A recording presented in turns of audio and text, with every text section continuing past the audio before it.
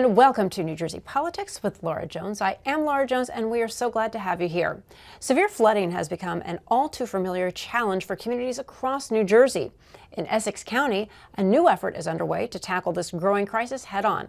Local leaders from the 34th Legislative District have formed the Regional Flood Mitigation Committee, a united front aimed at securing state and federal resources to combat flooding across municipal lines. Standing by is Bloomfield Mayor Jenny Mundell to discuss this initiative and what it means for the community.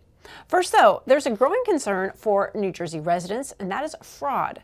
In 2024, AARP's Fraud Watch Network received over 350 calls from New Jerseyans who lost an average of $38,000 each to increasingly clever and relentless scams. To help combat this rising threat, AARP New Jersey is stepping up with a special summit at NJIT on April 7th, aimed at arming Garden State residents with the tools to protect themselves.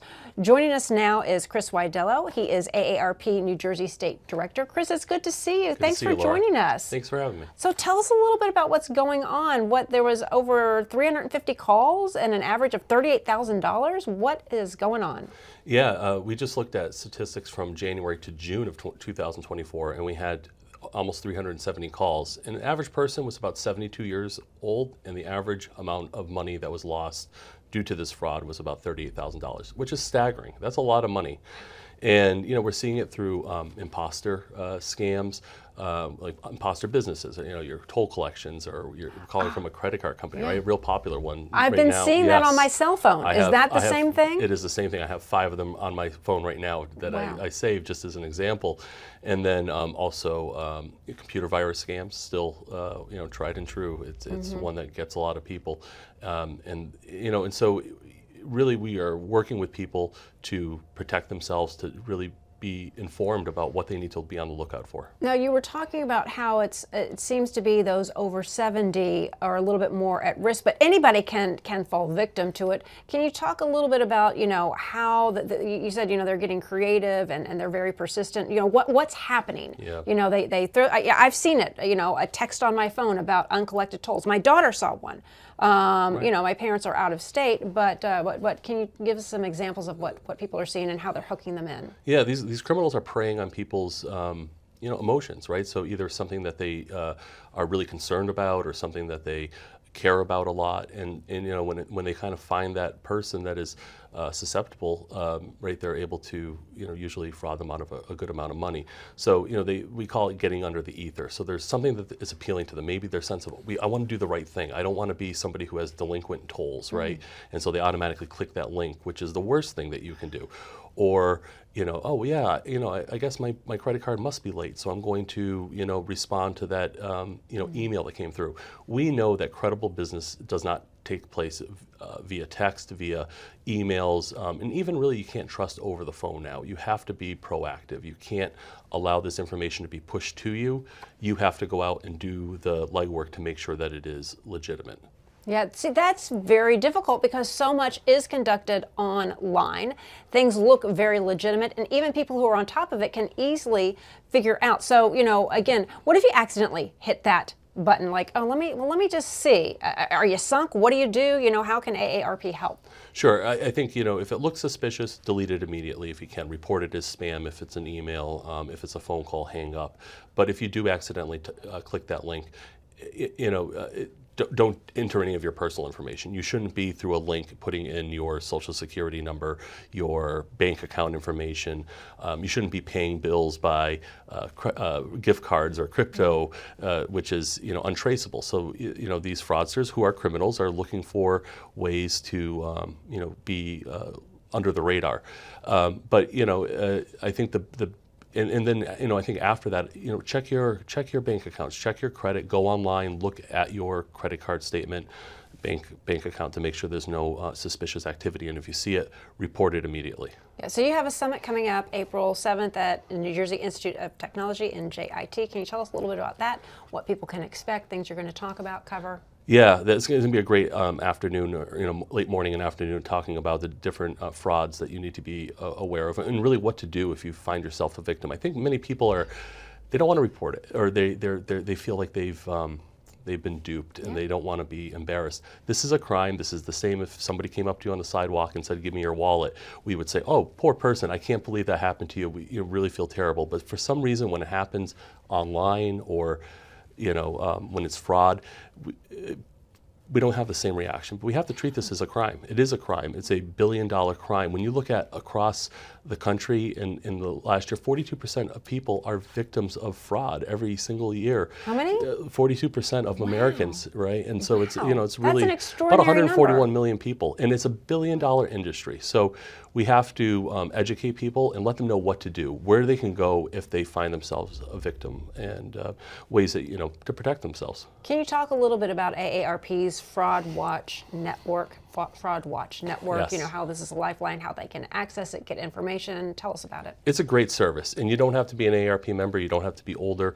It is trained professionals that can help you navigate what to do if you are a victim of fraud. So if you find yourself in the situation where maybe you've sent somebody money and then realize, oh my gosh, that was fraudulent, file a police report first. Even if they say, not worth it, insist that you file it. Because if there is somebody caught, there could be a possibility you get some restitution. And then you can call the Fraud Watch Network, or you can go visit us online at aarp.org/fraudwatchnetwork. And from there, you will see resources. There's a phone number if you want to talk to somebody. They also provide some light level counseling, because sometimes people need to speak to somebody to let them know it's okay, that they are a victim of a crime, and how they can cope with this. Because often people, I've seen it in my own family, just don't want to talk about it, or feel bad that they somehow got fell victim. These are professionals. They are professionals. They are professionals who know how to manipulate. Even they know that people are busy. They know that people, if they see something, they want to get it done. One less thing on the to-do list, and or even if you don't mean to, you accidentally click, well, this actually does look legitimate, because so much does happen. Even you're even saying, hey, you can go online to AARP. Sure. So can you talk a little bit about, people, especially the elderly, they want to talk to somebody, and they need to maybe vent this through and understand, because it is complicated, and they want to understand, how did this happen, and how do I prevent it from happening again? Well, I think to your point, know who your trusted resources are, right? So I think many of us know where to go for our bank, where to go for our information, or at least you have to kind of vet it a little bit. But I think often there's links that we're saying, that doesn't look like that place where I should be going, or it looks off, and I think that's it. You're being bombarded, right? It's coming at you at 100 miles an hour from different areas, by phone, by text, by email, and so it does require us to do a lot of, critical thinking about it. And so that's why we're having things like the summit, to help people understand, like, what is it that you need to know, and how can you, best protect yourself, and also what you can trust and what you can't trust, and then what to do if you have questions, right? Or talk to a family member, talk to somebody else and say, hey, I got this, what do you think? Is this legitimate? Because I think sometimes, you just need like a second opinion. So, all the information for this summit, encourage people to go to aarp.org/NJ. They can find more information on the summit and register, and it should be a great crowd there. I'm still stuck on that number. $38,000. So what's happening? All right. So I think so many people, and I've seen people posting about this, saying unpaid tolls, and you think, oh gosh, maybe my Easy Pass didn't work. Maybe I do have something that I didn't. So what's happening that it gets to you're handing over $38,000? Are they, can you tell me what's, more specifically what's happening? They're very elaborate schemes. We see things like romance scams, where people are building a relationship with someone online over time, and it probably speaks to something that someone has, a need for companionship or love, and they become very connected to this person who they'll never meet in person. Oh, interesting. Okay, right. so this is good. All right, we're not Right. even talking tolls anymore. So wait, what's happening? Well, looking at an example, how you might hand Yes. over $38,000 at one time, Okay, gotcha. right? And then before you know it, the person's in some type of distress and says, "Can you help me out with some money?" And they might wire them, and then you never hear from the person again. The tolls, I think, are probably more incremental, but it all adds up, right? If everybody kicks in $100, because they're saying, "I don't want to be delinquent. I don't want my Easy Pass shut off." Right. It adds up, and so there are some that are probably smaller in nature, but cumulatively it's a lot of money, and others that are significant chunks of people's savings that are being turned over to fraudsters. And then I think the other thing is, once you have that information, And if you think, oh, well, I only gave this person $100, or oh, I just paid this account. Is that what, now they have your bank information and they're like constantly drawing on it? Like, what's happening? That can be one thing, and they're also, have a large pool of people, right, that they're approaching. Yeah. And so, yes, but, and I think that's the other piece is, how we protect our banking information, so there isn't this repeated type of fraud happening, this crime. And, it's one of these things in the age of technology where there's so much of it, even online dating, even Facebook, even any kind of social media where you're interacting with people. If you don't know the person, don't interact with them. If we always think of it as, don't trust the information that's being pushed to you. Go and seek it out yourself, and really, verify that this is legitimate. All right. Any other final thoughts that you want to leave the viewers with before what they need to know about this and the upcoming summit, or if they want to attend the summit coming up? I hope folks will come out to Newark at NJIT. I think it's going to be a wonderful afternoon. We'll have experts there talking about the different types of things that are really happening right in the moment, like the most prevalent fraud that we're seeing right now, and then really what to do when you're a victim, because people feel like, oh, it's hopeless. Like I've lost the money, it's gone.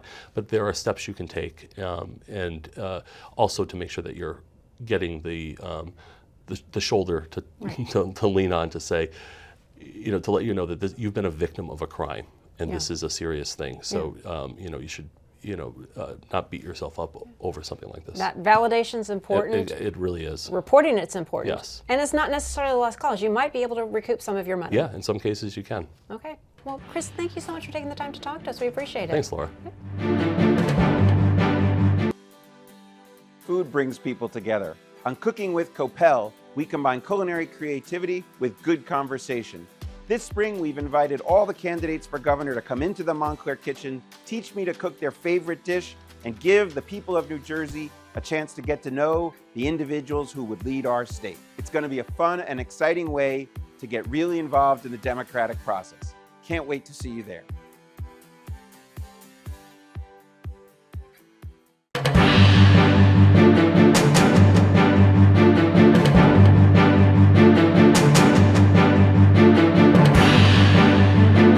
Bloomfield Mayor Jenny Mundell is joining me now to talk about flooding in Essex County. It is a growing problem in the area, so much so that local leaders have joined together to form the Regional Flood Mitigation Committee. Mayor, welcome. It's good to have you here. Thank you for joining us. Thanks so much for having me, Laura.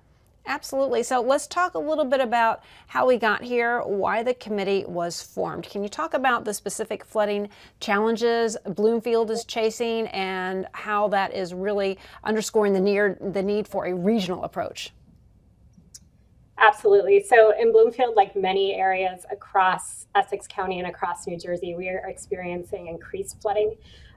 We have found that areas that we didn't see as much flooding have gotten worse, particularly since 2021 after Ida.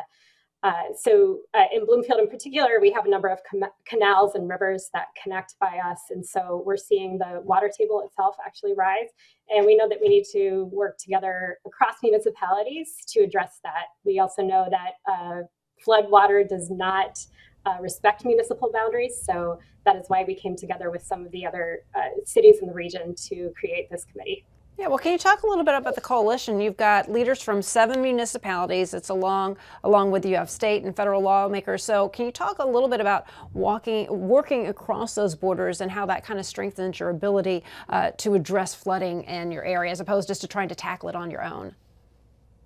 Sure. So there's a couple of things that we know that we need to address. Number one, a few years ago, we did a flood study in Bloomfield. And when that report came back from the engineers, we noted that what they were suggesting would cost us around $180 million to fix. And we know that the municipality alone can't address that. But part of the issue with that study was that anything that we do to address flood mitigation in Bloomfield is necessarily going to impact the surrounding municipalities as well. And then in addition to that, we know that funding itself is a problem for us. So we are going to have to rely on others to help us to address some of these issues. So along with the infrastructure issues that we're going to have to address across the municipalities, we're also going to have to address these issues from a funding perspective across municipalities. And we can only do that with the support of our state assembly and our federal partners. Yeah, well, the U.S. Army Corps of Engineers, they've visited sites in Bloomfield and other towns. Can you talk a little bit about the locations they're looking at, what they're finding, what they've been able to tell you? For sure. So a few weeks ago, we met with the U.S. Army Corps of Engineers. We toured locations in Glen Ridge, Netley, Bloomfield, and Belleville. Just as a start, we also had some partners there from Montclair. And I believe that they'd had a study done a few years prior to that. So the benefit of having the U.S. Army Corps of Engineers come in is that they can then take a more holistic look at the ways in which they might be able to support us. So in Bloomfield, we looked specifically at an area we commonly refer to as the Meolis Ave in Watsessing corridor, which is actually a floodplain. And then in addition to that, we looked along an area on Newark Avenue, which was hard hit by Ida, had almost 6 feet of water rising during the storm. Wow. So can you talk a little, what is this due because there was past storm damage? Is there more development? Like, have they been able to assess, like, what is the root cause? I'm not sure yet what we can say the root cause is. I think some of it's climate change. I think it is probably development, but development throughout the past 40 years that we've seen in town. So Bloomfield itself is, as I mentioned before, built on top of a series of canals and 2 rivers. We have the second river and the third river. So naturally, when we change infrastructure, when we change the way the ground looks, it creates additional issues for us. Yeah. Well, so many towns across New Jersey have had to deal with flooding and had some success with it. I'm just thinking back to my days when I was first starting to cover as a reporter. Hamilton and Mercer County had flooding issues. I live in Lambertville, certainly a lot of issues. So this committee, the goals include, you want to secure state and federal money.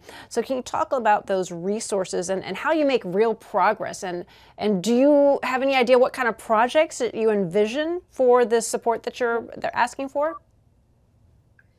Yeah, so I think we have to wait for the Army Corps of Engineers to come back to us with their recommendations because, again, they take that holistic look at the issue. But we know that there's already been money spent by residents, by business owners, by insurance companies, and by the city to address some of these flooding issues. So we can put something of a dollar value toward that, which is one of the things that the U.S. Army Corps of Engineers and, in fact, the New Jersey Department of Environmental Protection had encouraged us to do, because we need to be able to demonstrate holistically what that cost is, and then potentially what the cost is moving forward. So like I had said before, if we were to look at Bloomfield alone, we're looking at $180 million worth of projects. So that number will just increase when we look across the region. However, we can save money across the region if we do it together. Yeah. Well, and in flooding, when you talk about those costs, it's more than just damaging homes and businesses. It's a real public safety issue. And we've heard that from other mayors as well. What are some of the immediate concerns that you're hearing from the people in Bloomfield, the residents there, and how are you addressing those right now? Sure. So we have heard from a number of residents in particular that their basements have incurred a lot of damage. And that's a concern for the foundations for their homes. Again, folks who've invested in businesses that are along the second and third river, they have some concerns as well because they're really worried about the infrastructure over there. Some of the things we've done in Bloomfield, we actually have a boat now. We have asked our fire department now to be certified to take that boat to save folks if they need it.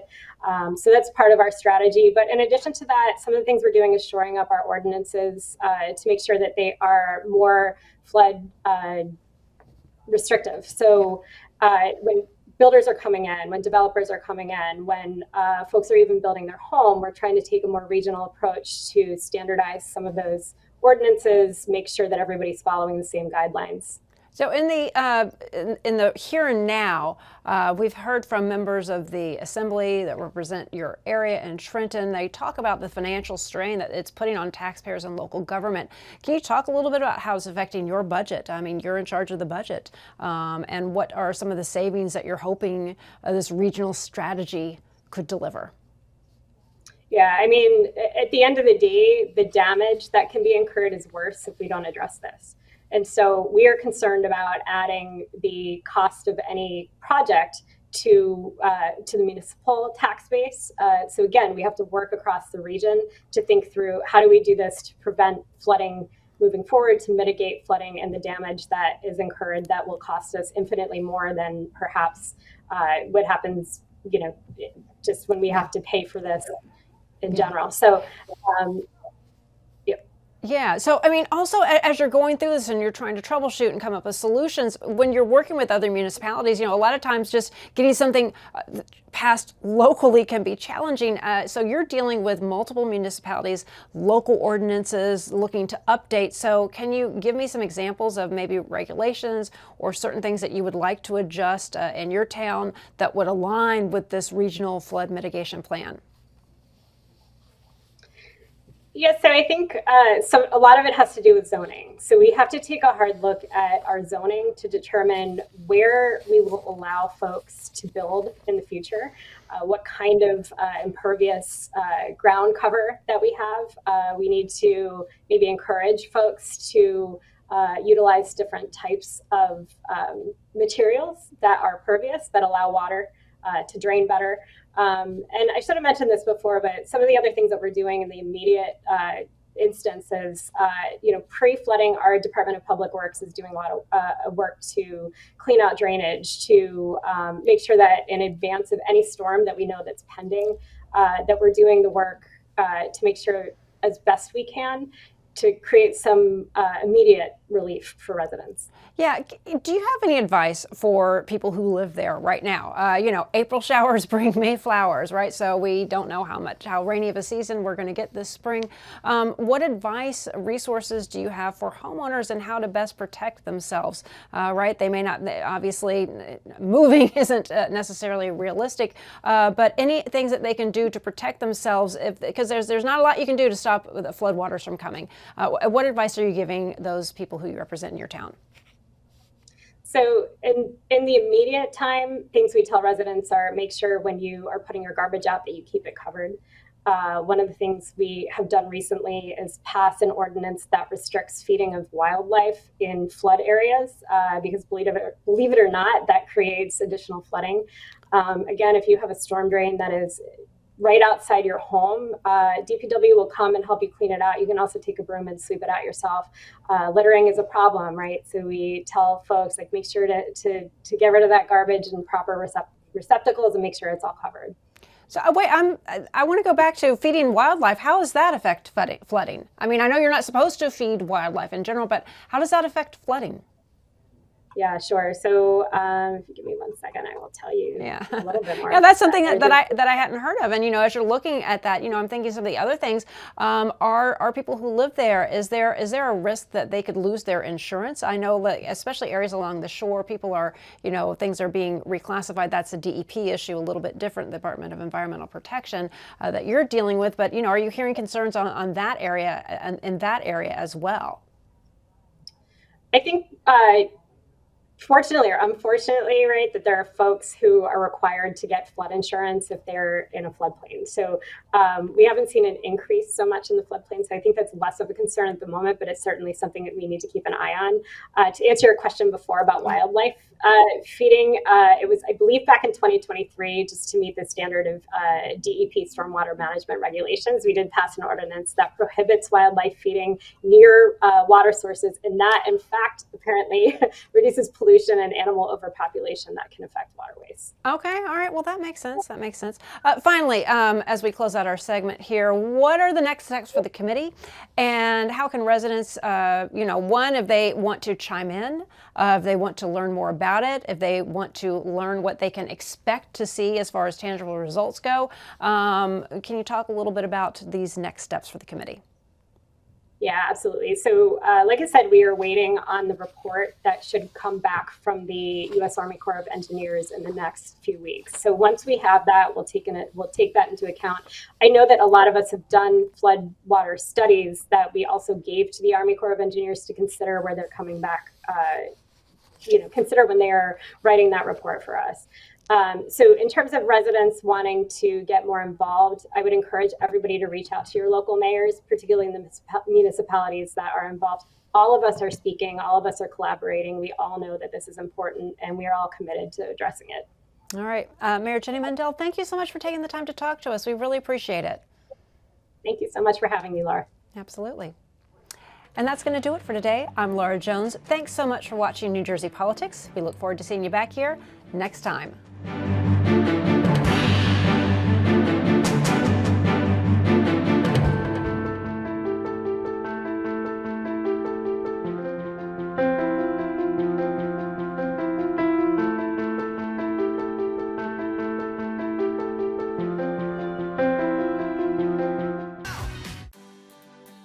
Food brings people together. On Cooking with Copel, we combine culinary creativity with good conversation.